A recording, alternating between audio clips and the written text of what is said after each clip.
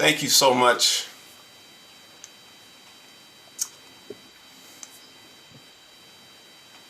So, as we begin today, our first panelist.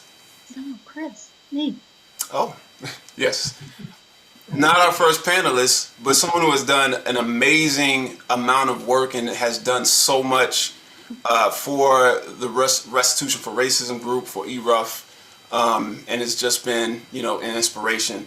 Jane Hewitt. Well, thank you, Chris, and thank you, Reverend Brett, for helping us settle in and prepare for our meeting. And welcome everyone to our second Brown Bag Dinner Forum under the umbrella of Narrowing the Racial Wealth Gap in Durham. I am Jane Hewitt. I'm a member of the Restitution for Racism group at the Eno River Unitarian Universalist Fellowship. And in case you're not familiar with us, I'll just take a minute to give an update and say our objectives for the discussion tonight. The Restitution for Racism group, or RRG, was started at ERUUF by folks who participated in racial equity training and then wanted to do something to redress the white privileges that many of us take for granted. We began by educating ourselves about the racial wealth gap. Our system of government, education, police protection, healthcare, lending, and many other things are arranged for white Americans to succeed and to build wealth. And this is institutional racism. One result of institutional racism is that the racial wealth gap is very large. We're talking about the difference in average net worth of Black and white families.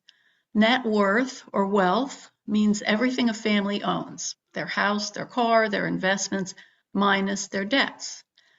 In 2016, the net wealth of the median Black household was about $13,000. The median white household's net wealth was about $140,000, more than 10 times higher than the median Black households. In the RRG, we use Duke economist Sandy Darity's definition of restitution. First, we acknowledge that whites have benefited at the expense of Blacks. The second step is to do something about it. We held a series of workshops in the fall looking at how the racial wealth gap was fostered by the federal government. And if you'd like to look at those 4 talks, the link for them I think will be put in the chat. And now we're turning our gaze to Durham and basing our forums on the 2020 Durham Racial Equity Task Force report that was commissioned by the Durham City Council.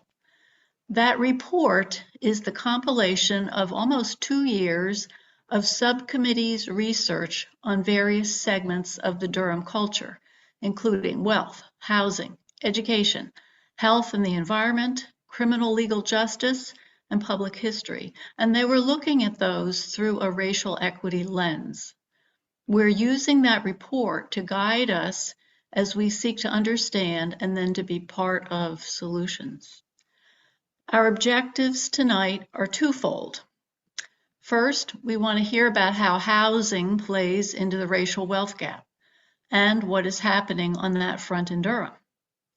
Ms. Stella Adams, a locally and nationally known fair housing and fair lending advocate and a longtime Durham resident, will speak to us about some of Durham's housing history for Blacks. Mr. Howard Machtinger was the Housing Subcommittee Chair on the Racial Equity Task Force, and he'll tell us about their recommendations. Ms. Selena Mack, who is the Executive Director of the Durham Community Land Trustees, will talk about that Land Trustee Initiative as one model of affordable housing in Durham. And then there will be time for questions and answers. Please put your questions in the chat as we go.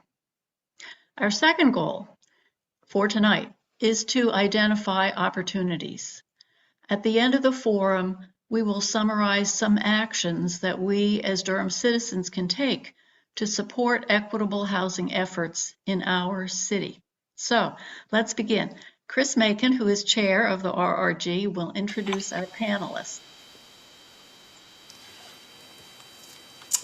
Thank you very much. So, our first panelist for this evening is Miss Stella Adams.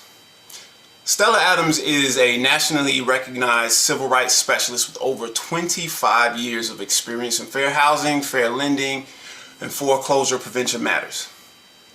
Beginning her career in Durham, North Carolina, Adams served as executive director of the North Carolina Fair Housing Center from 1995 until 2007. In this role, she worked towards the elimination of unlawful housing and lending discrimination, as well as the creation of equal housing opportunities at the state and federal level.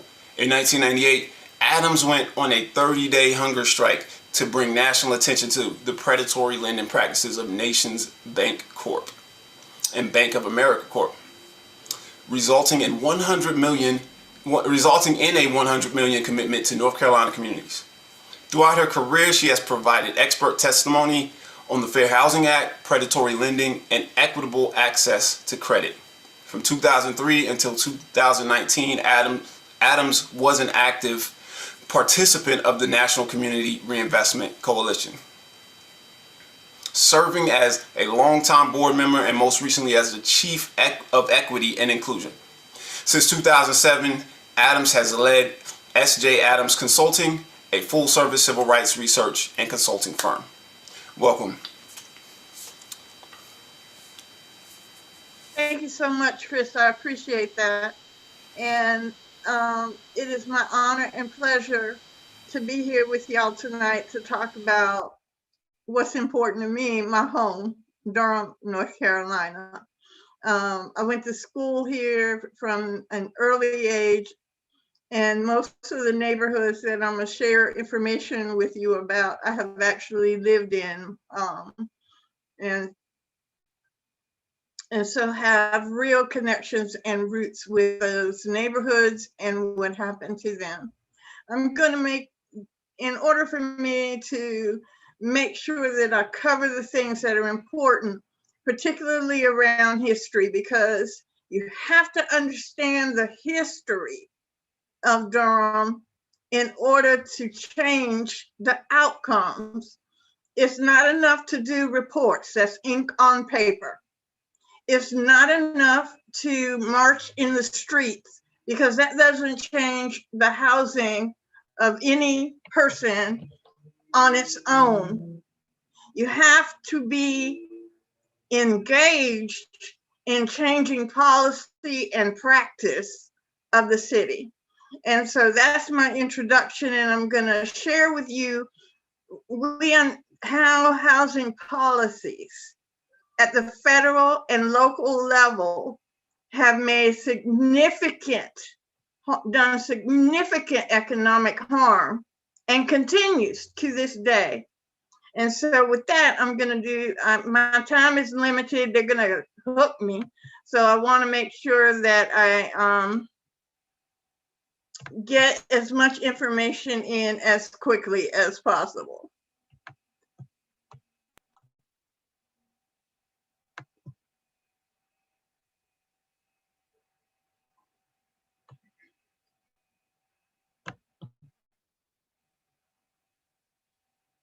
And I'm gonna make an attempt to get this video to play.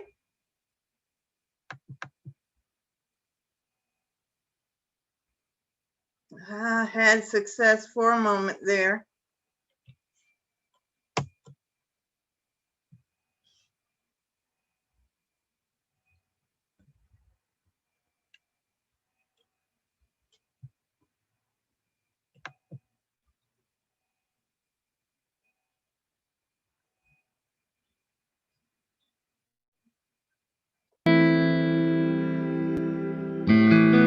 Can you hear me? Can you hear This the video? neighborhood we're in right now has the highest tear down rate in Durham right now.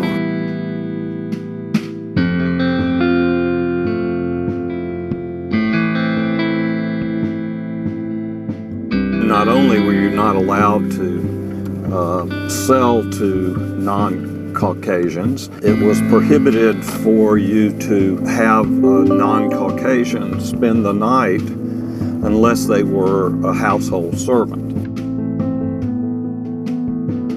In the early 1930s, the White Women's Garden Club decided that Durham was really missing a tree canopy. That in order to make the city more attractive to people and make it more comfortable for the people who lived here, that the city should really undertake a massive tree planting campaign.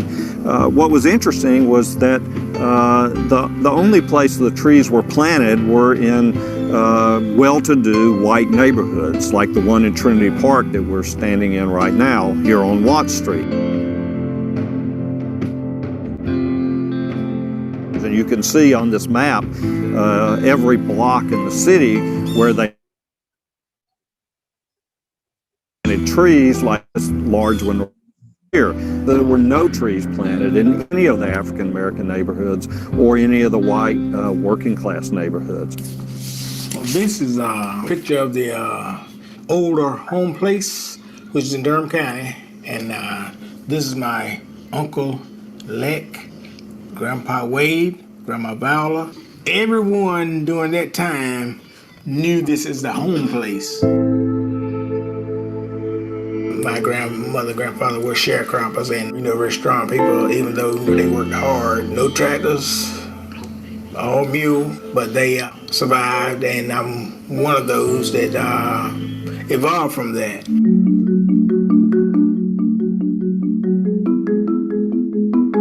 So this house was right down on the Wake County. Yeah. But my grandmama stayed with us until the day she died.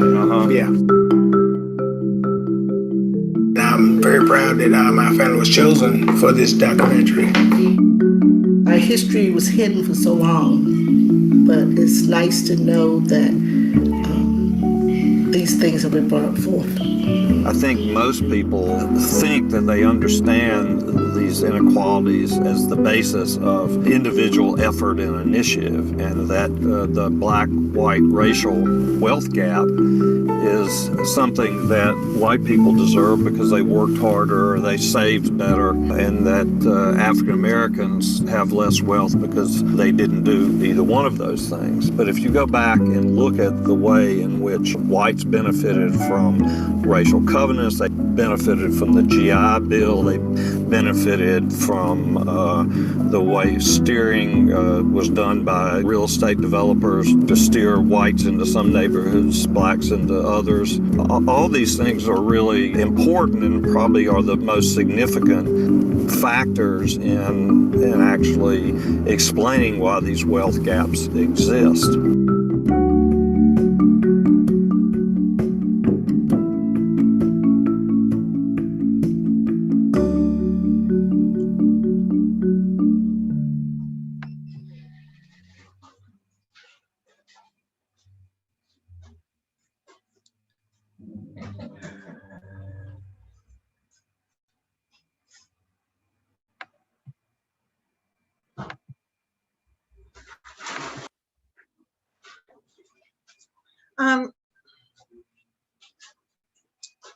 I'm having real problems here.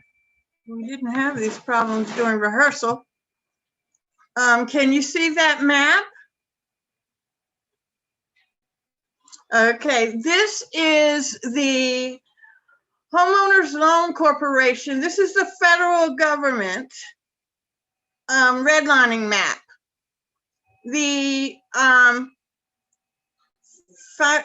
The Federal Housing Administration, FHA, which made loans, right, utilized this map to decide who would get loans and who would not. So these green areas were occupied by the most desirable people, and they were green lighted to go forward. Those in the blue area were also considered desirable folks.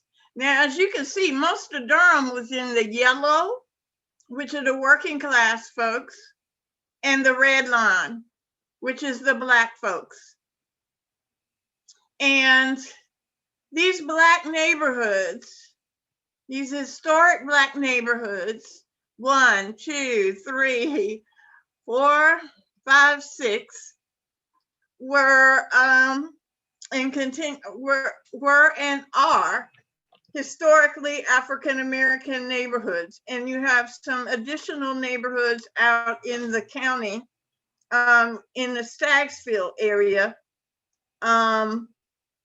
where it was the largest plantation in the country, and I mean in the state, and the descendants of those slaves continue to live there, and also in the Bragtown community.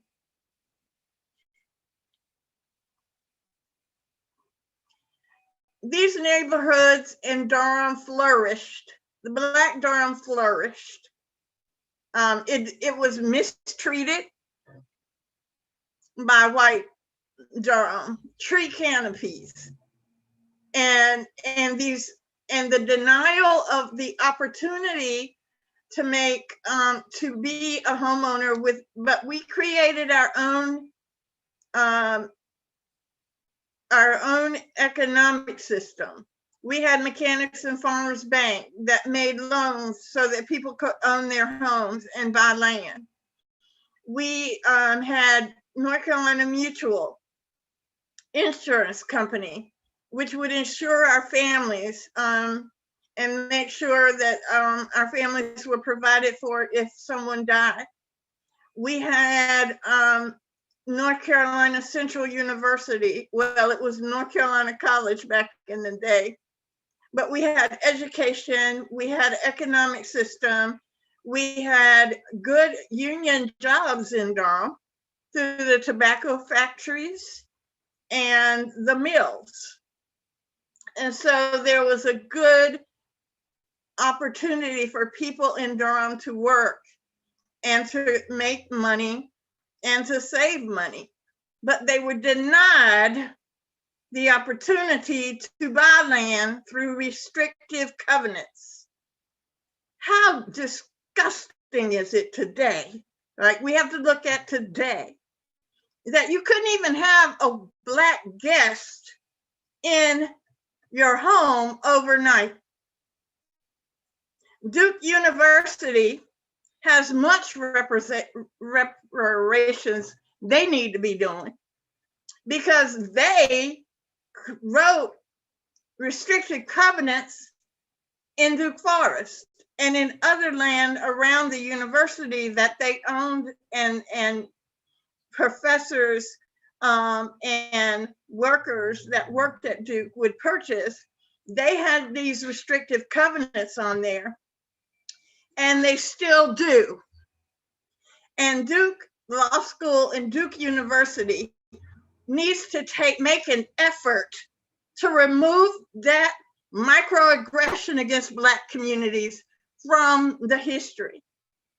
But the true harm that was done to our community was through the Durham Redevelopment Commission, who made it their business to get rid of urban blight. And they displaced 9,100 people, or 11% of the city's population, which is a significant, if you think that's 11% of the city's population, you have to think about what percentage of the Black population at that time were displaced. They destroyed 4,000 homes and over 500 businesses in their effort at what we call in the Black community, I'm just going to be straightforward with you, the Negro Removal Program. This was action done by the Durham Redevelopment Commission. By the Durham Redevelopment Commission. We're not even talking about the state plan that put Highway 147 right through Hayti, our Black Wall Street, Black businesses 147 that just went through and destroyed Black neighborhoods and communities and cut us off from each other.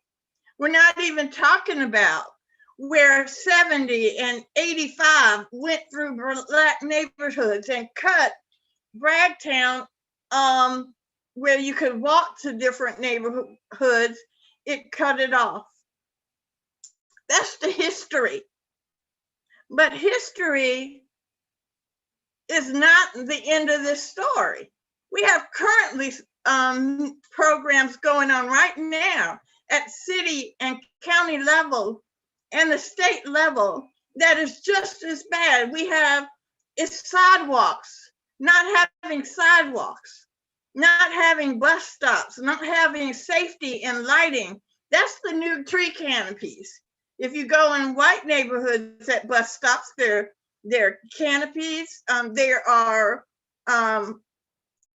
covered bus stops with seats, and they're all beautiful. There's a sideway with a curb cut to get to the sidewalk. In Black neighborhoods, and these historic Black neighborhoods have been abused over and over again by the city and the county and the state. We have no bus, no sidewalks. Children have to walk in ditches or in the street in order to get to a bus stop.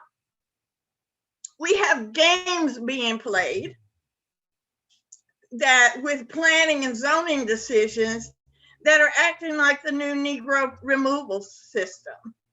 An upper class neighborhood that used to be in the county, now in the city, Old Farm, it's been a neighborhood for over 50 years, a Black neighborhood for over 50 years.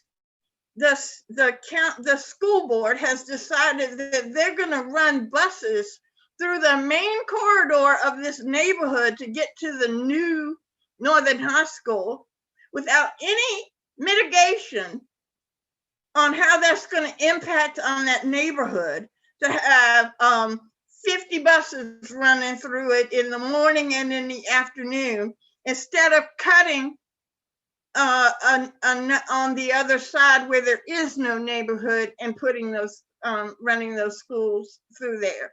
They don't want to spend the money.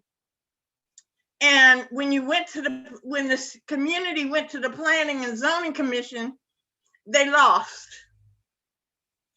And that is how this starts. Now their tax value of their homes and their community is going to be impacted by this bus route through the main artery of their community. Tax valuations, gentrification are now part of the displacement of Black families and Black bodies in this community.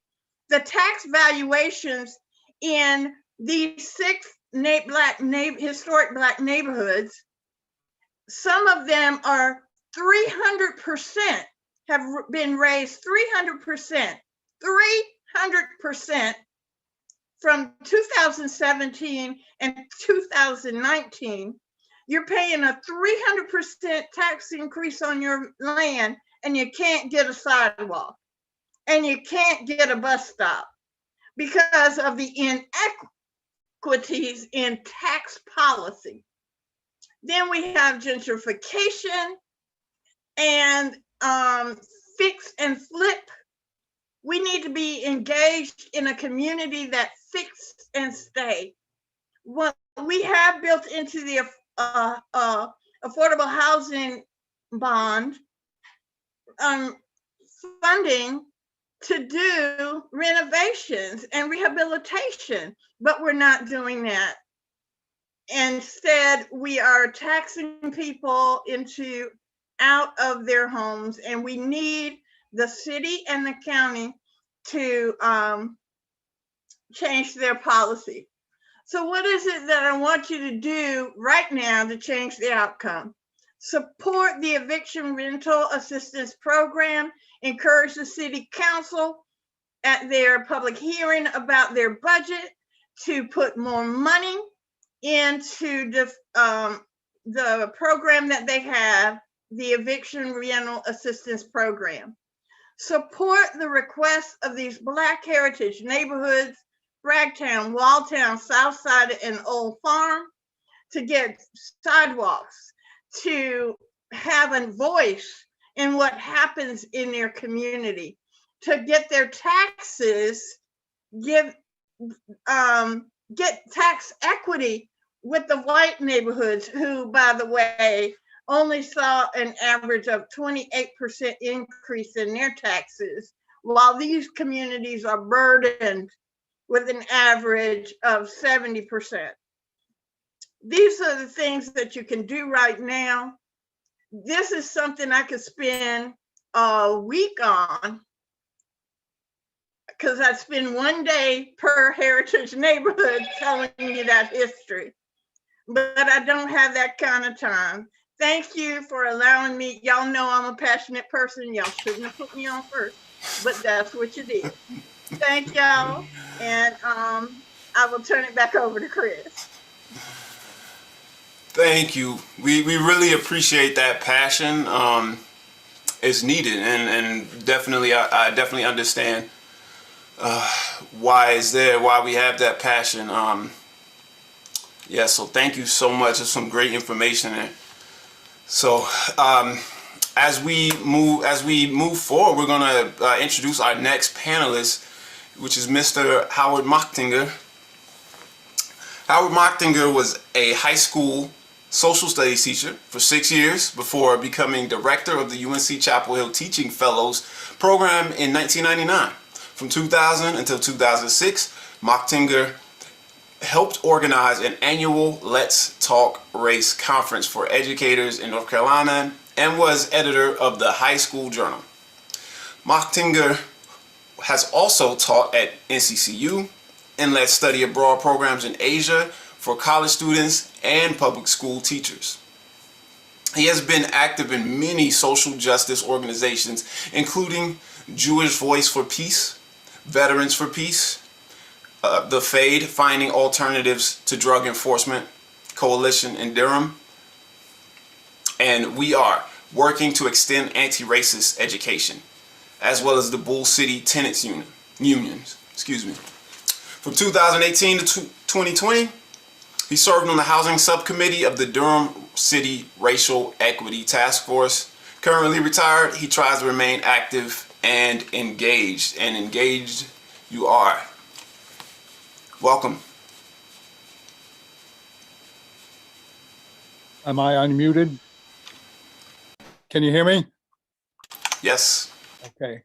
Well, thanks first of all to ERUUF for inviting me today to talk about this really important issue. Let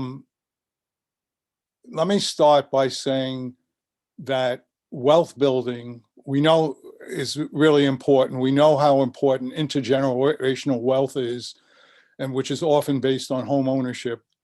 And the inequities in home owning and intergenerational wealth form the basis of a lot of the wealth gap. But I also want to remind you that housing is more than an asset. It's a human need for safe, secure, affordable shelter. Some renters, and half of the people in Durham are renters, and disproportionately Black and brown people. Some renters may dream of owning a house, but in any case, they want good housing in the present. Housing has become financialized in the last period, commodified, and turned into a financial asset. And we need to remember that housing fulfills human needs, and adequate housing is a human right, along with its wealth building capacity. Everyone in the US should have safe, accessible, sustainable, and permanent and affordable housing. What the group People's Action calls a homes guarantee. And remember, this is a human right that's called for in international documents. For instance, in the Universal Declaration of Human Rights, Article 25, it says, and the US is party to this, everyone has a right to a standard of living adequate for the health and well-being of self and family, including food, clothing, housing, and medical care, and so on. But it's an inescapable fact that living in Durham is becoming untenable for working families and people of color. The destructive energies of gentrification, which powerful real estate and economic developments have been dividing our community for a long time, and something needs to be done. The erosion of our social contract with government, our alienation from the personal and social value of our homes are causing too much harm to tolerate. So where do we stand and what is the need? In 2019, a full-time worker earning minimum wage cannot afford a 2-bedroom apartment in any county, urban, suburban, or rural in the United States. 21 million households, disproportionately people of color, spend over 30% of their income on housing, and that's known as having a rental cost burden. Only 1 in 5 households that qualify for federal housing assistance receive it. America has betrayed public housing communities through decades of racist disinvestment and neglect. Too often, residents face a brutal choice between appalling conditions or rehousing promises that are insufficient. Or these housing alternatives simply don't even materialize. Over 3 million families and individuals now experience homelessness nationwide. Millions more live on one medical bill, flat tire, or other life event away from homelessness. The situation in Durham largely reflects the national picture. At this point, 1/7 to 1/5 of people are behind in their rent. 1/5 of people are behind in mortgage payments. And the federal relief that's been promised during the pandemic is complicated, decentralized, and slow. So first demand that the Racial Equity Task Force wanted was to get accurate data on what's going on in Durham. So we asked for the city to track and publicize developers who are buying up homes. We recommended tracking and publicizing this for the purpose of public awareness. We recommend that the city track residents of the Durham Housing Authority who are relocated for renovations or redevelopment, where they're housed. Make sure they return to the community after renovations. In general, we recommend that the city make available accessible data around housing and development in general, in terms of who's being evicted, both on race and gender terms. And finally, we've been talking about, this is not a recommendation, but to create a city-approved landlord certified good housekeeping seal of approval for landlords and a bad landlord list so people can have some knowledge when they go looking to rent. So how do we get here? Well, Ms. Adams did a really good job of telling the history in Durham and talking about redlining and urban renewal. The only thing I would add is the impact of the 2000 Great Recession. And this crash we know was rooted in the housing market, and there was a tidal wave of foreclosures, which resulted in a drop in the homeownership rate nationally of 6%. The population of renters has grown over the last decade to a total in the country of 43 million households, and that's true in Durham as well. We saw in Hayti that housing ownership went down and rentals went up. And during the housing crisis that followed the Great Recession, the banks were saved, but people in the homes were not saved, and foreclosures happened. And a number of these houses that were foreclosed upon were bought up by developers and now are rentals. So we know that rental increases in Durham in the last decade are estimated as somewhere between 13 and 36%, while home prices are up by at least 15% as well. And this is not improved in the last year or two. So the recommendations we made at the time were, first of all, based on keeping people in their homes. It's not only the moral and politically correct thing to do, but it's also the cheapest in the long run. because people who are homeless will eat up a lot of money. So amongst the rest of our recommendations, that the city partner with the Durham Housing Authority to ensure that public housing will be safe, livable, humane, well-maintained, and sensitive to environmental impact. And we all know about the McDougal crisis that happened early last year with the carbon monoxide.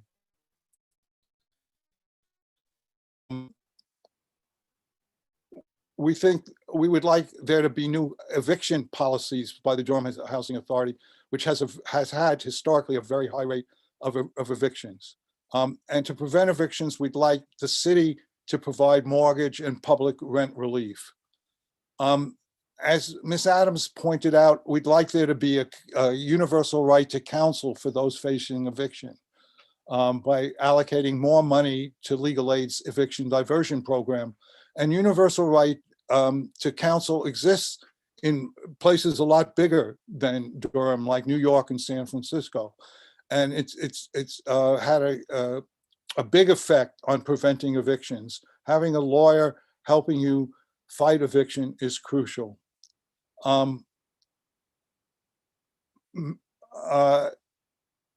We'd also like people to ban the box when applying for rentals. That means that people's record with the criminal legal system not be part of the questions that are asked for potential renters in Durham. And of course, housing issue, and this was made clear also in Ms. Adams' presentation, can't be separated from the issue of wealth. And so that we want to talk about housing, we do need a larger strategy, wealth building strategy, and to help create a long-term strategic plan to increase the access of home ownership for community members. So we made our recommendations last April, and as the pandemic grew in scope and my own understanding of housing issues deepened, here's some more of my thinking. The importance of tenant organizing. They understand the deepest, more deeply what's at stake around the housing, and their voice is important. And for them to develop a sense of their own power to cope with the outsized power of the landlords and the developers. So a tenant's bill of rights, along with the city and county checking out properties on a regular basis, and particularly before they're rented, I think is important. Also, as we noted in our recommendations, the real estate market is largely privatized and has so far proven unable to provide the needed affordable housing. This is evident in the following. Despite the greater need for more affordable housing, new construction has been largely concentrated in the luxury markets in almost all cities, where in 2001, construction was fairly equal distributed between cheap, mid-range, and luxury rentals. Now the luxury market is by far the largest, and we see that in Durham. This means, among other things, opening up more and more areas for public and affordable housing. And the city should look at the protection and expansion of public lands where there could be public housing built. So beyond our recommendations, I think a bigger vision is called for, and envisioning how to take housing out of the real estate market, or at least pose a meaningful counterweight to it. So to quote the Homes Guarantee of the People's Action Group, they envision a future where rents will be set based on tenants' needs and real costs to local government, which is providing the housing, rather than speculative market prices. Lands will be stewarded by and on behalf of everyday people instead of financialized by developers and landlords. We need a practical anti-gentrification policy. Otherwise, we will have a city for the rich and the hipsters. We know that in other places around the world, such as Vienna, there is nice, affordable housing. In the future, our public sector needs to expand its role in providing such housing. Offering a plan to eradicate housing insecurity and homelessness in America is obviously a gigantic undertaking, it is also a moral and political responsibility. So the Homes Guarantee actually has a vision put out by People's Action of building 12 million social housing units, and so as to eradicate homelessness. Social housing is a public option for housing. Typically, it is rental housing provided below market rates. Rates are charged according to either real costs based on income. Social housing is permanently off the private market. In some cases, it can be owned and operated by municipal governments or nonprofit housing providers, and we'll probably hear from our next speaker about that. In other cases, residents may own a stake in their homes at subsidized rates, but they cannot sell them for exorbitant profit. We also need to see real reinvestment in existing public housing, which hasn't happened in decades. And as I said before, there need to be real protection for renters and bank tenants. And people have brought up the issue of reparations for centuries of racist housing policies. And then we need some kind of strategy to decommodify housing and end land and real estate speculation. Some strategies to do this, I can list them and talk about them more. There's regulating what are called deeds of trust, which I can explain if anyone. And there's also laws to not allow people to borrow on houses they don't live in. And then there's various kinds of taxes that land value uplift tax, a flipping tax, an out-of-state transaction tax, a blight and vacancy tax, which could push back against speculation. Now, this will run us up against state law in some cases, but I think this shows the need for advocacy to change the state law. And I think that's an important thing. So what you can do, if your housing is secure, you can make sure not to participate in any gentrification strategies, and you can not be amongst the group that opposes any low-income housing in your neighborhood. But more than individual action, housing change requires a movement that will change policy. We are either one community or not. There needs to be a change in national, state, and local priorities, a change in values and cultures. We know that the state limits our policy. We must challenge those limits and not use them as an excuse for limited or no action. So finally, to sum up, things are bad. They've been bad for a long time, before the pandemic. Housing problems affect everyone, but disproportionately affect Black and Latinx people in Durham. We need to closely monitor the problem to understand its true scale so as to better attend to it. The priority is to keep people in their homes by providing material and legal resources. We need to build and support tenant organizing. We need to find a champion with vision for housing among our elected officials, who this is what they make sure to stand for. We need to develop an effective strategy to push back against gentrification along some of the lines I've laid out. And we need to be willing to push back against state and federal restrictions. And finally, we need to develop a future vision to outflank the private real estate market. And I'll be glad to add details about some of these ideas in the Q&A. Thank you very much. Wow, thank you. Awesome. Some very, very good information there. So we're going to go ahead and pass it on to our next panelist, who is Miss Selena Mack. She is the Executive Director of the Durham Community Land Trustees and has been with them for over 20 years. The DCLT is a nonprofit organization with a mission to build strong communities by developing, managing, and advocating for affordable housing for Durham residents with low and moderate incomes. The Land Trustees manages properties both for rent and to purchase using a model that keeps properties affordable in perpetuity. Under Selena's leadership, DCLT has developed 300 units of affordable housing in 7 neighborhoods around Durham. Good evening. Yes, thank you. You can hear Welcome. me? You're able to hear me? Yes, And see my screen? yes. Okay, good. All right. So good evening, and thank you for inviting me here tonight to share information about Durham Community Land Trustees. It's my pleasure.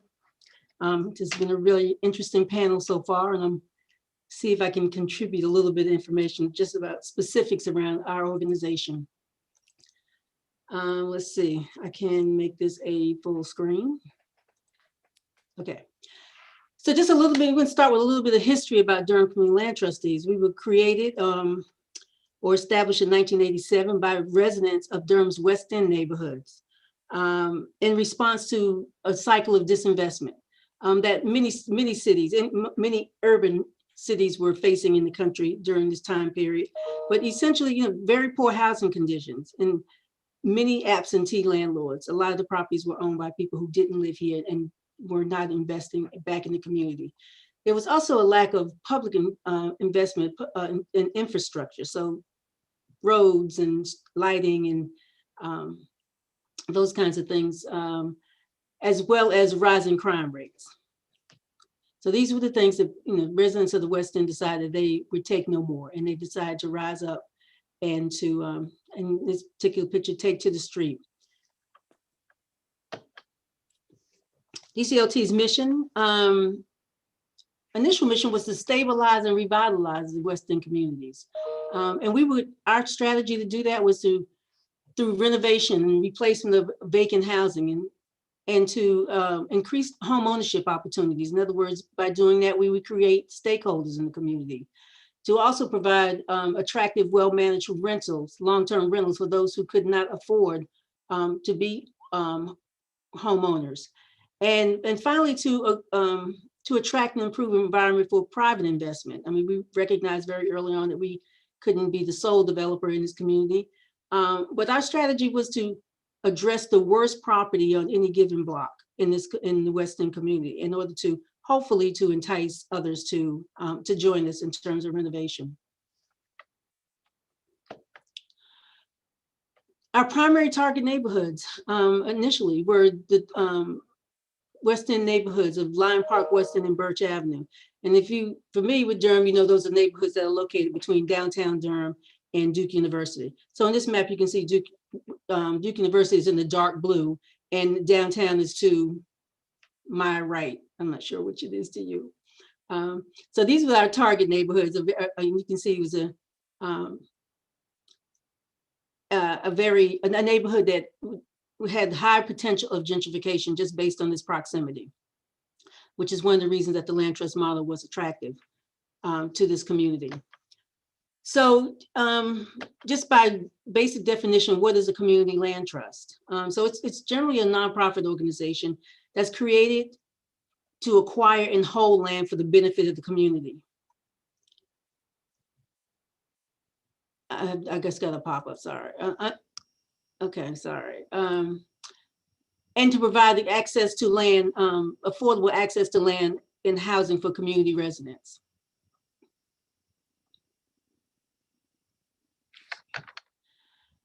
So why a community land trust? In 1987, when DCLT was created, this was a really new concept throughout the country. It was the idea of separating land and improvements or housing was a fairly new concept, and particularly in the South. This was a model that actually was born in the South, but grew faster in the New England states. So Maine and New Hampshire and those communities. So it was very popular in the northeastern part of the country, but not here in the South. In fact, DCLT is probably one of within the first 10 community land trusts in the South, southern part of the country. The community land trust is a national model of community accountability. It's a shared wealth model of land stewardship. It's actually designed to balance wealth building with the for the current owner with the need of the new owner for affordability. So a bit of a hybrid hybrid home ownership model. Oh, sorry. So here's some of the classic elements of the community land trust as it pertains to the home itself. So the community land trust sells a house, and we do just that. We sell a house and we retain ownership of the land. And that's in perpetuity. We never sell the land. And then we lease the land to the homeowner for a nominal fee. So that fee now is $30 a month. It used to be, it has come, you know, there are people who pay $5 a month, but right now it's $30 a month. And we do it via a ground lease agreement. So every land trust homeowner has a ground lease agreement. And then when the homeowner decides to sell the home at a later date, the ground lease agreement includes a shared appreciation resale formula that will ensure that the home is resold at the affordable price while giving the homeowner some equity as well, or appreciation as well. So this is something I put together to try to explain this idea of how the CLT model works with regards to the owner. So you have your family that you see here in the middle of the screen, and obviously the equity, which is essentially money they're earning, I mean, wealth they're building because they're paying down their debt, is equity. And so they retain all of that. So I made up some numbers here to kind of better illustrate what I'm referring to. So let's assume that the initial purchase price or the initial loan for the purchase of a home by this family was $100,000. So they bought a house from DCLT for $100,000. And then 7 years later, they now owe $70,000 on that loan. So the equity to the family from that particular transaction is actually $30,000. Well, the homeowner maintains, the family maintains all of that. You know, there's no sharing of equity. The sharing part comes in the appreciation. So the appreciation is essentially the increase in value due to some outside factors. So things that you don't really, not necessarily contribute to, but, you know, because there's higher demand, because there's inflation, because, you know, your community is changing, which we're seeing a lot of here in Durham. So now the appraised value of the house is actually $200,000. So that's the appreciation on the house. And the way the land trust model works is that instead of the family now being able to sell the house for $200,000, they can only sell it for $125,000. So in other words, the homeowner can only take a percentage of that appreciation and value. And so now the rest of that, as you can see, so the 25, the arrow going up shows that, you know, somewhere between 25 and 45% of the appreciation goes to the family. The other percentage of that stays with the house in order to reduce the ongoing price of the house. So in this particular case, the homeowner literally walks away with $55,000 in total increased value.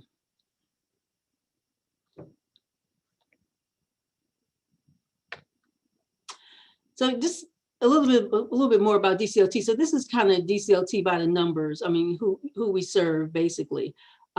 So we currently have 52 units of housing that we have sold to homeowners.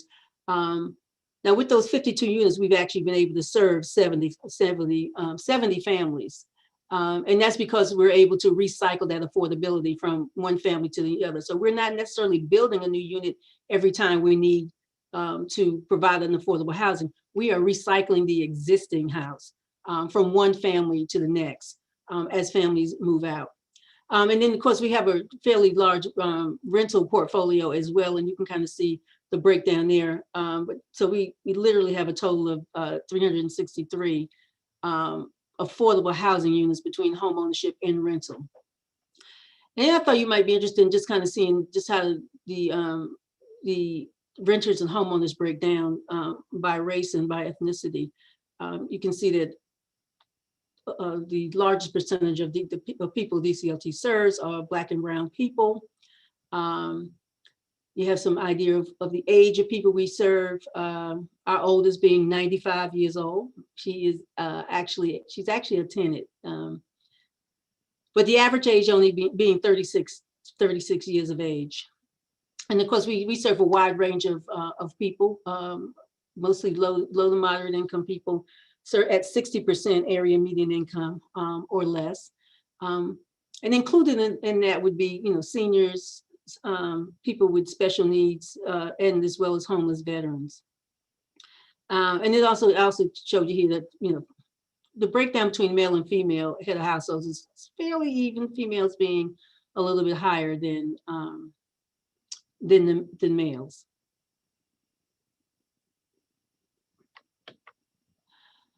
So here's some of the, I thought about some of the biggest challenge that we currently face is just access to land. In Durham, I think Howard and probably Stella both mentioned, everything here is just becoming incredibly expensive and very competitive. So not only is the cost of land almost prohibited from us being able to purchase and maintain affordability, but there's also a great deal of competition for it.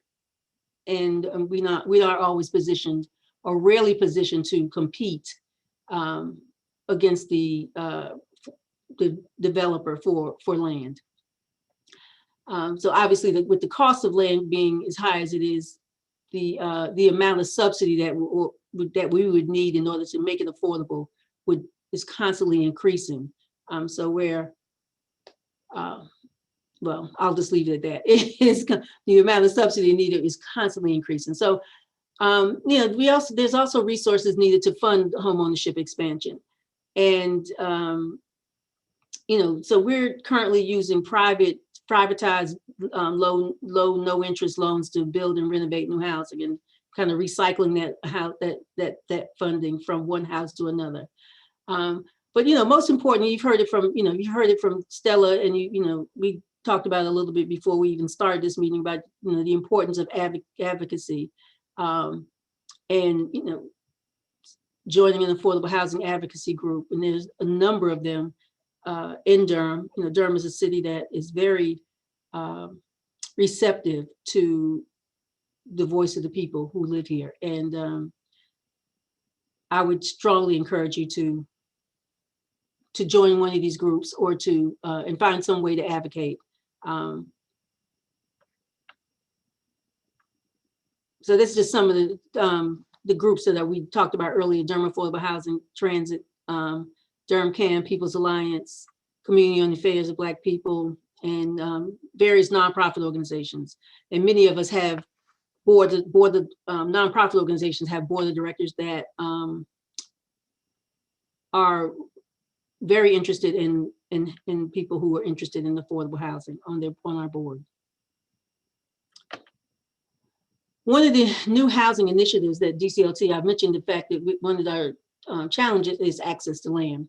And one of the new initiatives that we are just rolling out is what we call our Buildable Backyards initiative. And it's the use of accessory dwellings to increase housing options and to maximize land use. So in this particular model, there's a number of ways we could use it, but from the homeowner's perspective, the idea is that the homeowner buys both the house, which is the main house, and the accessory dwelling unit. DCLT still retains ownership of the land. And the homeowner rents the ADU at an affordable price. And then DCLT will manage the rental unit because of our experience in property management. In fact, we will be hosting a real estate summit on accessory dwelling units, or on this buildable backyards, this coming June. So you'll be hearing more about that. We're rolling out this initiative right now as I speak, and we will be hearing a lot more about it in the coming weeks.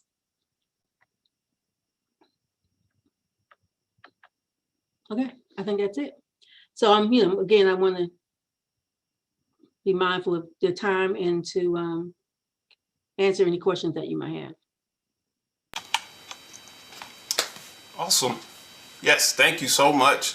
I'm sure we will have some great questions from the chats, either the Facebook or the YouTube chats.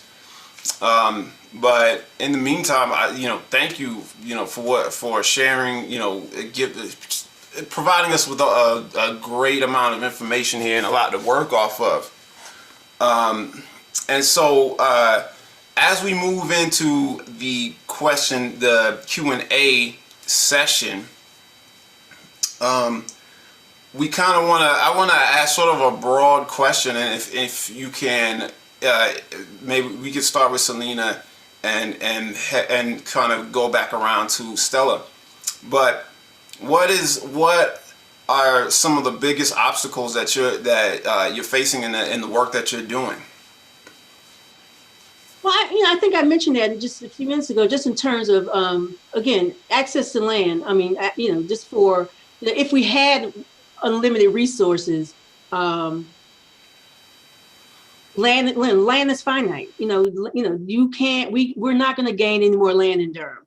And that's one of the reasons that the community land trust model, I mean, that's one of the approaches that we take, is that, land, is not necessarily a commodity to be bought and sold to the highest bidder. I think Howard mentioned it's a basic need. It's a basic human need. It's a basic human right to have land, and yet we treat it as a commodity. So the person with the most money gets the most land. And that's kind of the situation we're in, which is that's kind of the basis for the community land trust model, is that this is community land. It's owned by the it's set aside for the community. For the purpose of the community. So we don't just use land, we use land primarily for affordable housing, but we use it for other needs too. I mean, we have a number of community gardens around town that are also, things, again, these are things that are set aside for the use by the community. So land access is the answer to that question. Oh, thank you. Stella?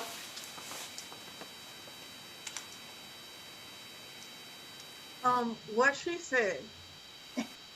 And I mean that's primarily the problem, right? Is access to land, but it's also the retention of the land that we have. That's right. It's not just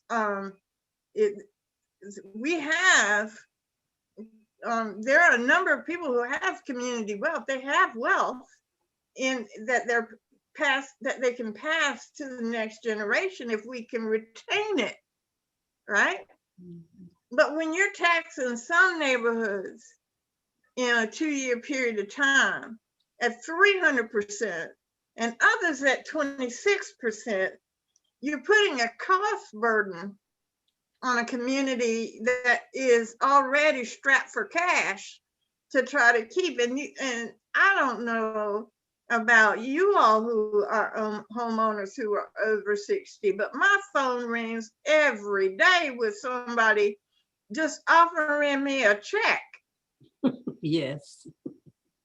We will give you cash today for your house and land. And I'm just grateful that, because some of them checks is kind of big. Okay. And I'm like, But then I know it's going to get bigger, so I just hold on. But some of us are not in that situation. Some of us have healthcare bills and no insurance because we're in that gap, that Medicaid gap, where we make too much to qualify for assistance and we don't make enough to qualify for other assistance. We're in that Medicaid gap. In North Carolina, it's 150,000 people, right? Mm-hmm. And so if you own a home and you had the kind of medical bills I have, that if I didn't have insurance to pay that medical bill, that money would look good. And so there is constant pressure on low and moderate income homeowners. They own their homes outright. They have worked their whole lives and they own their homes, but the pressures of taxes and the pressures of medical bills and the pressures of just eating and surviving in a COVID environment make those fix and flippers, you know, their offers look awfully good. When you don't have much cash, you are house rich and cash poor, they can offer you 50 cents on the dollar of the value of your house, then turn around and sell it for 150% of the value. And so land is finite, but the pressures that low and very low income homeowners face, without the land trust, the West End would be gone. That's right. The West End would have, just like some other Black neighbors have, they'd have that marker, that historic marker that would say, Black people live here. This used to be the historic African-American neighborhood called West End, Lions Park, you know, but because of the land trust, that neighborhood is secure into the future. In, how do you say it, Selena? In perpetuity. Yeah. So maybe that's a solution that we need to think about for other communities, but without resources and access, where she has to outbid these fix and flippers, she can't do it because they have infinite access to capital and she does not. She is a non-profit, and that means no profit, you know. And so, but if we could expand that model, and I think your mission has expanded beyond the West End. Yes, yes. And really take and utilize the affordable housing bond to help her expand her mission. That would be, because part of the bond was to retain housing and rehabilitate housing. And that's something that she has done an incredible job of doing. She also has the background to be able to rehabilitate some of this multifamily housing, the duplexes, the fourplexes, and really help turn that rental property into long-term Durham owned and operated rental housing rather than Wall Street. Yes, thank you. Thank you. Thank you. I think we might want to, if we have time, we could talk a little bit about that housing bond. But Howard, did you want to talk about some of the biggest obstacles or barriers? Sure. I wanted to say something first about the access to land. I think there's mechanisms the city have to both to get and retain land if they would use them. So for instance, they could use the code enforcement around absentee investors who are not taking care of the land, and use that either through eminent domain or other means to take that land and open it up for the creation of more housing. The city could also create a land banking program to offer an option to long-term homeowners who want to or need to sell their houses, and that's being actually done in Chapel Hill. There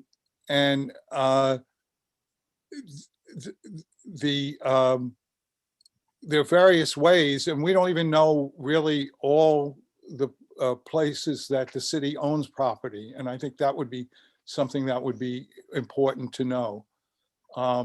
So anyway, I mean, the biggest obstacle to my mind is what the priorities of the society are. We've noticed they don't have much problem raising money for wars that don't seem very successful. I mean, it's interesting, under COVID now, we're finding resources that were previously deemed unavailable. And some of them are going to housing, but I think we're going to need more. And I think the biggest obstacles is the political will of our officials at this point. And I think this is why the advocacy groups, and I would add the Bull City Tenants Union to those groups, they're important to put, among other things, put pressure on our elected officials and make it clear that this is not, I mean, to me, the bond was an okay step forward, but it didn't meet the scale of the need by any means. And so we need solutions that really address the scale of what we're going to face. And we'll see what happens. We know that the moratorium has many holes in it and people are still getting evicted. But in June, when the moratorium runs out, things are going to get quite serious, and people are going to have to, and there could be a tremendous increase in homelessness and evictions in that period. Yeah. And so, to stay with you really quick, Howard, I have another question from Jeff Tucson. How has the city government responded to the Racial Equity Task Force recommendations on housing? And do you find that you have any sort of champions, when you would call it champions, in the government? And if so, what are they trying to do or doing? So we have no official response yet to the report. Everyone says how much they like it, which always bothers me because I'd like to see action more than anything else. There has been people on the county commission and also in the city who seem to be interested in this, and there's ongoing conversations with them. I think, this is a big problem, and I think we need, someone to really say, we understand the problems, we know our resources are limited now, but we're gonna find those resources. And we're waiting. I think there's some possibilities. I don't want to name any names yet, call anyone out. But there seem to be a couple of people who seem interested in this. But we would have liked, in general, to all our recommendations, some more immediate response than we've gotten. I mean, we've been able to go around to different groups, including the school board, Durham Committee on the Affairs of Black People, and so on. But we haven't gotten anything. And I think we're going to ask when it's 9 months or a year to say, well, what's happening? And, see what everyone welcomed it. So let's see some action. Yeah. Awesome, thank you. And I have another question for Selena, also from Jeff Tucson. There are city-owned lands or units DCLT might gain access to. Are there city-owned lands or units that DCLT might gain access to? If so, what's the best way supporters could help to make that happen? Who can we contact or advocate to advocate for that? So it's funny you should mention that, Chris, because just last week at the City Council work session, the city did convey, they approved the measure to convey 3 lots on Grant Street to Durham Community Land Trustees for the development of affordable housing. So, obviously much more that needs to happen. Just, the city just, needs to evaluate what property they have that could be conveyed to a nonprofit organization. I don't know. I don't have any sense of how much that is, but this came to their attention because the community, the Grant Street community, advocated very strongly for the transfer of that land for affordable housing, because it was vacant land that was not being utilized effectively. Let's put it that way. So they advocated for it to be conveyed to DCLT, and so that is in process. And we are planning to build a home ownership unit as well as 2 rental units on Grant Street in the upcoming months. Awesome, thank you. Yeah, and so Stella, I do have a question. You did mention the housing bond, and I wanted to see if you could quickly give me sort of your take on how, whether that's been effective, what effect it has had. Lord, why you ask that question, Chris? So let me say this. Over 20% of the expenditures of the projects that are to be funded under the bond have been let, but the bond money has not been allocated. So when the city votes on its new budget in FY22, it will include for the first time the money for the first round of funds for the affordable housing bond. But as you can see, J.J. Henderson and Liberty Street are already under construction. So as an advocate, you made promises about jobs and about minority women business contracts, but you've already started construction on 2 projects without any housing, and you've allocated the housing bond money, right? Without, and you're gonna say, well, we gotta spend it because they already started. But when we went to you at the beginning of the pandemic and said, but what about the outreach people you were supposed to hire to educate the community about tax assistance programs, about access to different services of the city related to the bond? When we asked you about job training for public housing employees, public housing residents. Oh, and you want to know how many of them they've trained? 1. They built the program to fail. They built it to fail. Instead of building a program that started with a skills assessment of who they have and what skills they have, they went to a select group of people who were participating in the self-sufficiency program, which would indicate they might already have a job, and ask them, did they want to go and participate in some training at Durham Tech? And out of the 40 people they asked in this particular program, 2 said yes, 1 agreed. Now, they didn't make this program available broadly to residents, many of whom I know would have taken advantage of that training. When you design to fail, you fail. You accomplish your mission. You started me on something, Chris. Why?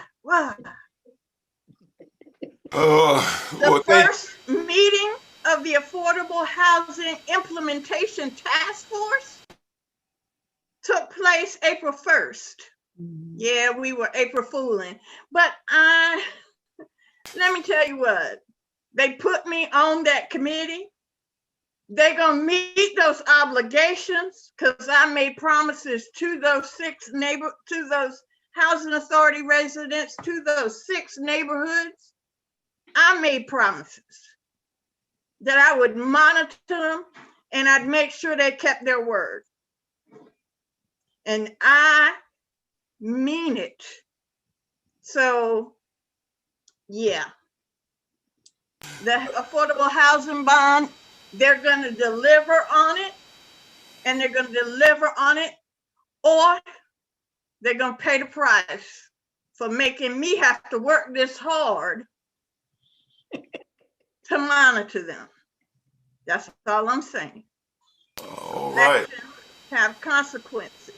Promises made must be promises kept. Lied to this community over and over and over again. There has not been a successful Black bond. Every bond has passed on Black votes, and every bond has lied to Black communities. And I put my personal reputation on the line to get the Black community to support this bond. And I need everybody to be our ally to make sure the jobs are created, to make sure that the contracts, the small businesses in the communities implemented get access to those programs. I need to grow painters into general contractors. I need to grow them from $50 contracts to $5 million contracts. That's my goal. I got 5 years to get it done, and I need you all to support the communities and make this bond real. That's all I got to say about that, Chris. Well, thank you. I appreciate it. Would anybody like to add to that? Because I know it is a big issue.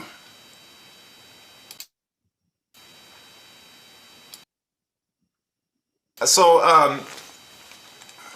really quick, Selena, I want to kind of turn back to you and ask a question about from Maggie in the chat. It says she asks, are there any kind of ADU programs for people who own their home and land not part of a CLT that might be interested in renting or even donating part of their land for these affordable units? So there is no specific program that I'm aware of. It would have to be, it would be a one-on-one kind of communication, with a nonprofit organization. But yeah, I would be interested to talk to somebody who might be interested in doing it. So again, we don't have a formal program that where we're working with private homeowners with ADUs on their properties. But it might be something, it might be interesting to try to figure that out. All right. Thank you. So, and this is kind of an open question, and anyone may be able to answer this. Are tax liens, and this is a question from William in the chat, William McSherry, are tax liens one option to gain access to either lots or houses that could be rehabilitated? Well, in my opinion, I guess I'll go first. But so my point. So tax liens means houses. I'm assuming the house is going to foreclosure because of a tax lien. Is that what we're referring to here? So know that the same. Same situation. You have for-profit developers who are bidding those way up. The way it works is that there's it's not a backdoor kind of a deal. It's it's courthouse steps. It's a public it's a public offering. There's a bid process and an upset bid process, and so there's a way to bid those up. So you're constantly in competition with speculators and for-profit developers for that property. So unless there is a Durham has a or the county has some kind of a allowance that allows nonprofits to have access to tax foreclosures first ahead of everybody else. Then there's it's the same competition that we're facing otherwise. I want to address that. I want these tax liens disproportionately impact Black homeowners because of the disproportionate tax valuations. That's why it's important that we advocate for the city and county to have a long-term taxpayer assistance program. The city has one, but it's for particular neighborhoods. Mhm. We need it to be citywide, and we need the county, which is the entity that is creating this disparity, to join in. We need to assist our elderly homeowners who are 65 and older file by June 30th for 50% reduction in their tax value, in their tax assessment, if they meet the income requirement, which is $31,500 per household of two. We need them to be, if churches and church members, let your members know and help assist them in filling out the form. The form is not that difficult, but it is for if you're an elderly person and don't really understand, it's helpful to have someone fill that form out for you so you can have that benefit. That program is also available to the disabled homeowners, and it's also available to veterans, okay, that meet that income requirement. I need us to make sure our elderly, disabled, and veterans take advantage of the homestead provisions at the state level and get a 50% reduction in their tax burden. That's the first thing we can do. The second thing we can do is demand that the city and the county put together, expand the existing city program for long-term taxpayer assistance program. It's a grant program called TAG, citywide, so that homeowners who are experiencing this being pressed, can't pay these taxes, have some relief. Once it gets to the lien stage, the private investors are going to outbid community groups every time. We have to save our community by saving those homes for the homeowners. That's our goal. We also need to, we currently have a taxpayer deferral program. It defers taxes for 10 years. If you're facing a lien this year, you can't worry about 10 years from now. Know that I'm fighting every day so that that will turn into a taxpayer assistance grant, not a deferral of taxes. But in the meantime, you need to keep your home. Fill that form out. So we have to keep people in their homes. Once their homes reach tax lien status, it's over. Yeah. Yes. Thank you. Thank you, Howard. Did you want to? I wanted to do two things. One is I just want to reinforce what Ms. Adams said about understanding tax liens from a racial equity lens and not thinking it's a kind of neutral process. That's really important. But I realized when you asked me the question about obstacles, I want to raise one other obstacle that I think is really important. So if we can go back to that just for a minute, the way the city gets funded is through two things: sales taxes and property taxes. And sales taxes, they're at the max. The state won't let, and they're regressive taxes anyway, but they won't let the city raise that any higher. So they make their money off of property taxes.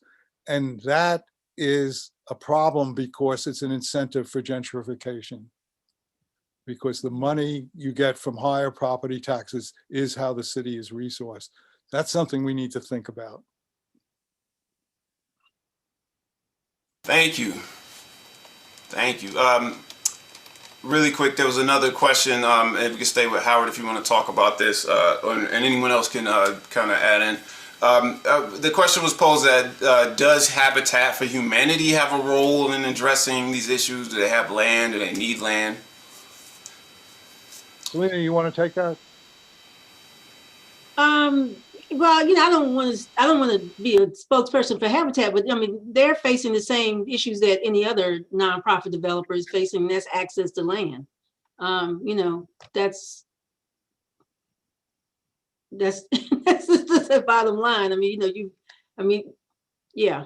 So we got significant land in the West End, but it's because we got a 30-year jump on this whole gentrification process. In no other community that we're working in will we ever have that level or that degree of property. So, and I'm sure Habitat is facing the same thing, the same issues of land access. I mean, any nonprofit is.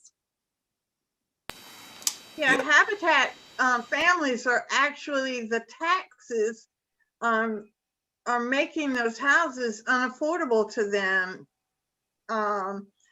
And if you bought a house in Southside, if you bought a Habitat house in Southside from 2017 to 2000, so if you bought a house in Southside from Habitat, okay, and you factored it based on your income and a level of taxes at that time, the way they calculate out for 30 years and all like that. This increase in taxes of $50 to $100 a month because of what it is in Southside, they can't make those mortgage payments. They don't have an extra $50 to $100 a month. These are Habitat homes. Right? They put sweat equity in. Yeah. And what was affordable at 2014 is absolutely not affordable because of taxes. Taxes. So they're impacted. Habitat homeowners are impacted by the same disproportionate, disparate tax rates and tax valuations as others in these historic neighborhoods. So it's not just they can't access land. When they do and they build, the taxes are putting pressure on the escrow, because you escrow in a Habitat house, so their mortgages are going up $100 a month. They can't afford that. So we have to get some equity around these taxing issues. Thank you.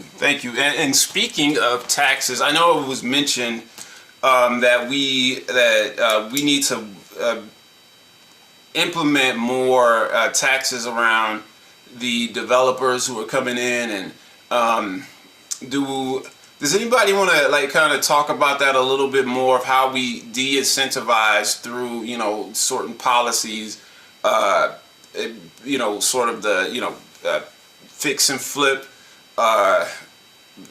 going on in the gentrification? Howard, do you want to take that? Yeah, I'm unmuted. Yeah, I mean, here's a series of things. And again, this may get us into a fight with the state legislature, but I think the moment is here where people's attention are more on housing, and we can have some leverage in the medium and long runs around this.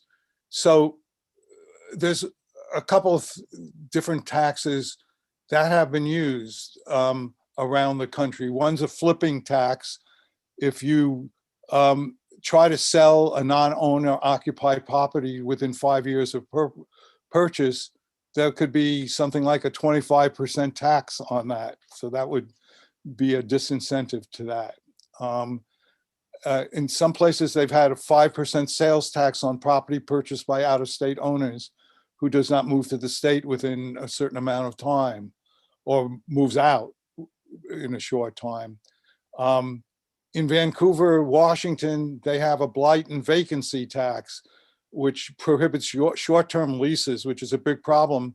I don't know if people realize that this is an exemption to the housing moratorium. If you have a lease that's up during it, the landlord can evict you, and it's not in violation of the moratorium.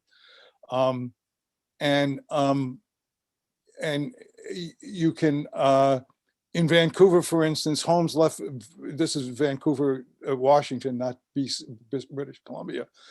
Homes left vacant for more than 6 months per year are subject to a tax of 1% of the property's assessed taxable value.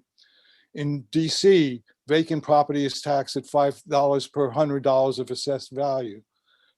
In Oakland, homes that are in use fewer than 50 days a year are subject to a vacant property tax, which is a $6,000 flat fee. And that money can be used directly for affordable housing services. And then there's this thing called the anti-BRRR law, which is, those letters stand for buy, rehabilitate, rent, refinance, and then do it again. And so this would be a law that would not allow property owners who own more than one multifamily rental property to take out loans against the equity in that property. And that would disincentivize that kind of buying up of stuff.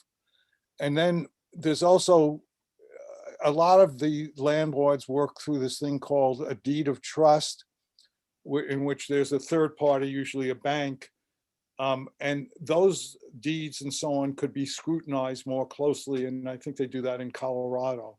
So there are precedents. I'm sure the members of the state legislature will push back against this, but this would open up a conversation that I think is really important, because otherwise, especially as there's more foreclosures, they're going to be, and we know how hot Durham is seen nationally as a place for property. So I think we want to push for a lot of these kinds of ideas. I hope that is some answer to your question. Yes, that was awesome. I could see monitoring being a nightmare. I'm not sure. I mean, some of them sound like really good ideas, but I'd be interested to see how they are actually, monitored and enforced. Yeah, I know. But I appreciate it, and like, as we close out, or as we end this session, I want to give everyone a chance to, kind of give us some closing words. We have about 3 minutes, so a minute apiece. Maybe we could start with Howard. Okay, I would just say, let's make this an issue that policymakers can't avoid and can't finesse. And let's understand that this is an issue that, even though it disproportionately affects, if we're going to have one real Durham community, that we have to deal with this seriously. So that's less than a minute. Thank you. Selena? I would just say that, affordable housing in Durham needs you. As a resident of Durham, make affordable housing one of your projects. It needs you. It's important for the people who need affordable housing in Durham. They need your advocacy. They need your voice. They need your funding. They need you to be there for them. Thank you. And I just want to say what they said and urge you, be an ally, be a voice for these communities and affordable housing in general. Speak at the public hearings, contact your elected officials, ask for legislation at the General Assembly, ask the county to deal with the tax system, ask the city to help with the land banking and other means to make it possible for us to save these communities. Ask them to put some sidewalks down and prioritize sidewalks. They're doing the 5-year transit plan. When you're asked to pick a scenario, pick scenario 1 or 2. Scenario 3, which is the commuter rail, as it is currently constructed, says that they will take up all the money for the next 10 years and they won't be able to put in a sidewalk or a bus shelter until 10 years from now. That's what they're going to propose. I need you all to advocate against that, support communities, support folks, and vote for scenario 1. Vote in the survey for scenario 1. That's the one thing you can do to change the outcomes that you will be able to see. When you see that sidewalk on East Club Boulevard, you'll know you made that happen. Vote for scenario 1. Thank you so much. Thank you. This has been awesome. Stella Adams, Selena Mack, Howard Mocktinger, excuse me. Y'all have just really just given us so much information, so much to work with, and I think we will, leave this panel today with so much, work to be done. So again, just our gratitude from ERUUF and from the Restitution for Racism group. And with that, I'm going to pass it over to Jane as we move to close out. Well, remember we said that our goal number 2 was to come up with some ideas of things to do. So, and our panelists have given us a lot of ideas. We know that institutional racism has been built systematically and over a long time. It'll take more time and systemic change to fix it, but we have to start. A small action might make little difference, but if we collectively keep at it and we keep talking about it to other people, I'm hoping we can have some cultural shifts. So here are some ideas with some input from our panelists. And I'm just going to tell you 2 categories right now. One is agencies that need volunteers and or financial donations. And the other is opportunities for joining with others in advocacy efforts. We've also heard a lot about issues to be focused on, and those ideas we will collect and send you information about them. In terms of the volunteer or donate, Selena has told us about the Durham Community Land Trustees. We heard a little bit about Habitat for Humanity. They have a slightly different model, complementary to the Land Trust. And they, as well as the Land Trust, can sometimes use volunteers when we're past COVID. Rebuilding Together of the Triangle, that's another group that does actual building and small repairs, because if the land, the home that you own is not maintained, then you're losing value.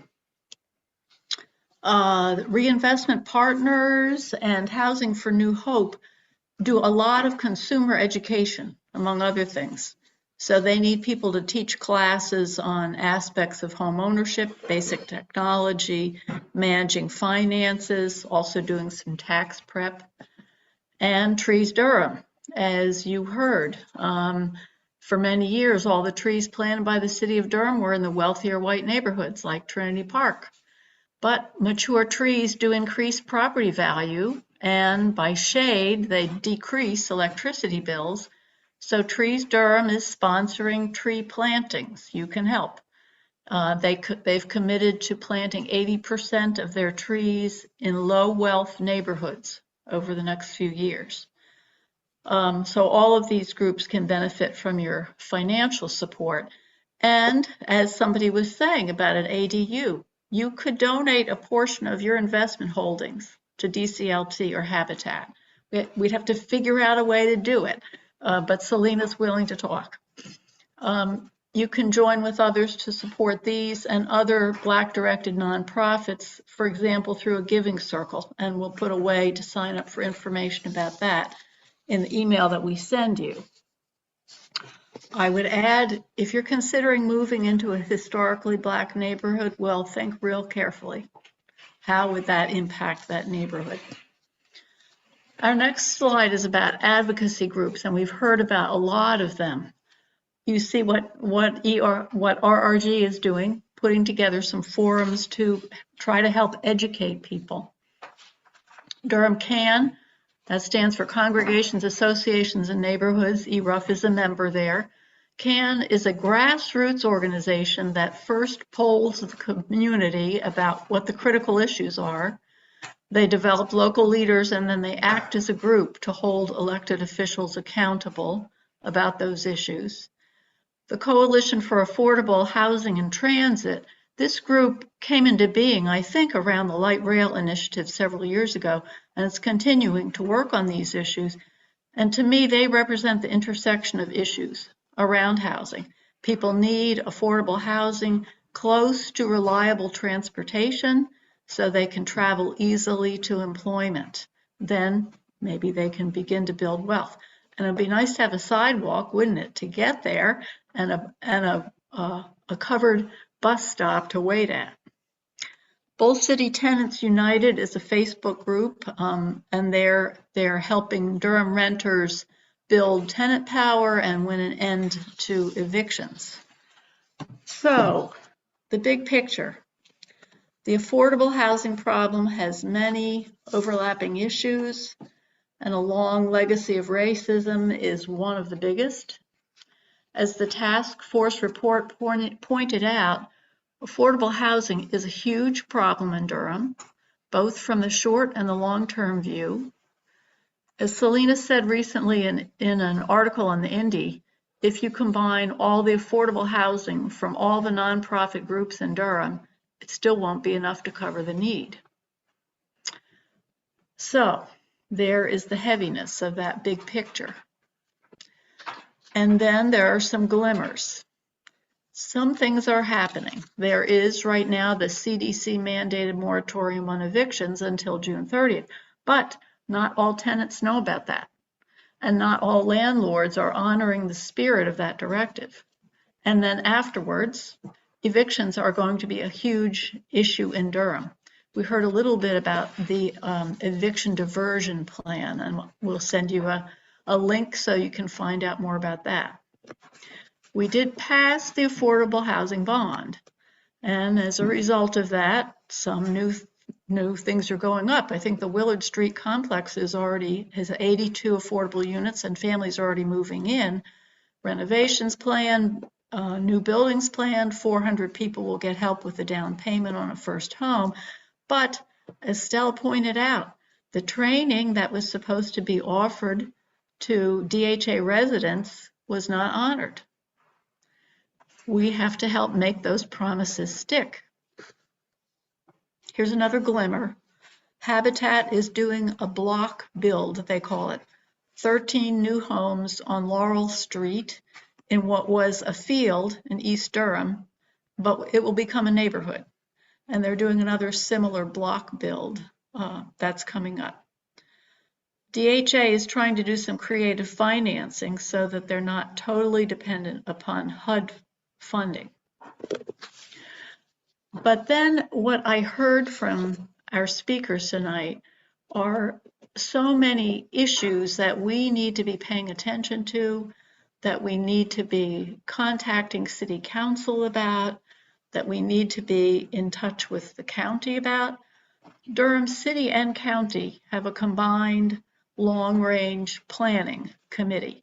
That long-range plan was last looked at in 2005. So it's on the docket to be revised. So if we can find ways to add our voices to that process. Selena was telling me ahead of this meeting that there are many boards and committees associated with all of this. And Stella was saying Many people who are on those have been on for a very long time and are not necessarily passionate about affordable housing. So if there's some folks out there who have it in their makeup and their hearts to join in and put some pressure on, we need to do that. So we will send you a number of lists. The slides that you just saw, lists of ways that you can find out more about these various issues. And I would say pick some.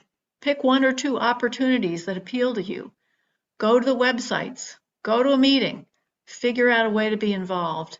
As they say in the Nike ads, just do it. Chris, back to you to close this out.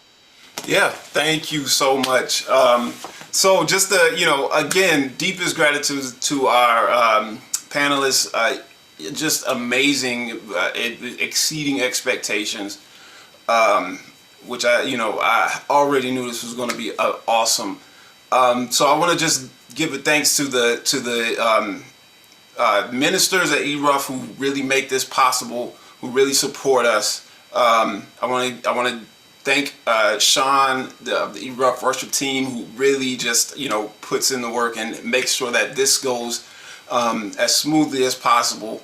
I want to definitely thank all of our Restitution for Racism group members who just have put in countless hours. So Mary, Jim, Bill, Gabrielle, and of course Jane. So just thank you so much for making this possible. And thank everyone who's here today, who has shown up, and those who will watch later. We hope that you had a good meal. We hope that you have a wonderful night, and let's get to work.